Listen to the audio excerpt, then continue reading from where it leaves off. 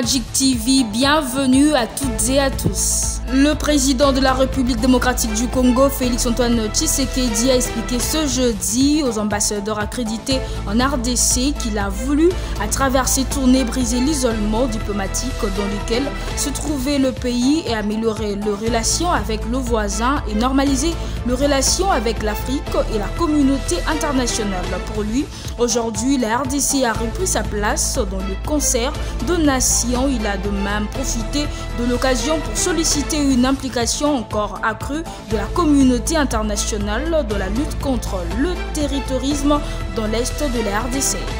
Toujours en politique, la RDC abritera dès le mois de mars le dialogue interrégional Union européenne-Afrique conformément à l'accord de Cotonou, a annoncé Félix Tshisekedi au cours de la cérémonie d'échange de vœux avec la communauté diplomatique accréditée en RDC. Pour plus de précisions, retenons que les dialogues politiques réguliers entre l'Afrique et les pays d'Afrique des Caraïbes et du Pacifique portent sur toutes les questions d'intérêt général afin de mettre en œuvre les objectifs de l'Union européenne et de l'Afrique subsaharienne qui expirera en février 2020. Autre chose à présent, le vice-ministre de la Santé publique Albert Petit-Biyombo a appelé le 29 janvier les Congolais qui se déplacent régulièrement pour la Chine, où sévit actuellement le coronavirus, de suspendre momentanément leur voyage au risque d'amener cette maladie en RDC.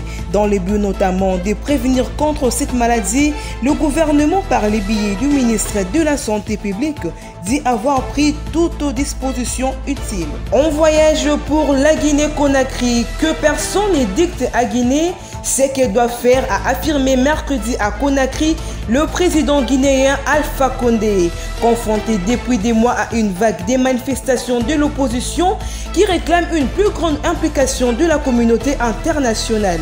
L'opposition guinéenne organise depuis la mi-octobre des manifestations parfois durement réprimées pour faire barrage au projet qu'elle prête au chef de l'État de briguer un troisième mandat à la fin de l'année, alors que l'actuelle constitution en limite le nombre à 2. À la mi-janvier, le chef de la diplomatie française Jean-Yves Le Drian avait déclaré la France particulièrement préoccupée. Sport pour boucler complètement ses bulletins d'actualité, et là on parle de la boxe. Le boxeur congolais Junior Ilunga Bakabu affronte le vendredi 31 janvier le Polonais Michael Cieślak à Kinshasa pour le titre de champion du monde de la World Boxing Council Golden de la catégorie poids lourd léger. Le combat se déroulera au Shark Club et l'accès sera libre. Le Junior Ilunga Bakabu a remporté la ceinture Silvers en juin 2019 devant le Russe Dimitri Kudryakov au 5e round. Un titre de champion du monde Silvers qu'il a conservé lors de son combat d'août 2019 face à un autre Russe, Alexei Papin, au 12e. Fin de ces bulletins d'information. Merci de votre attention soutenue.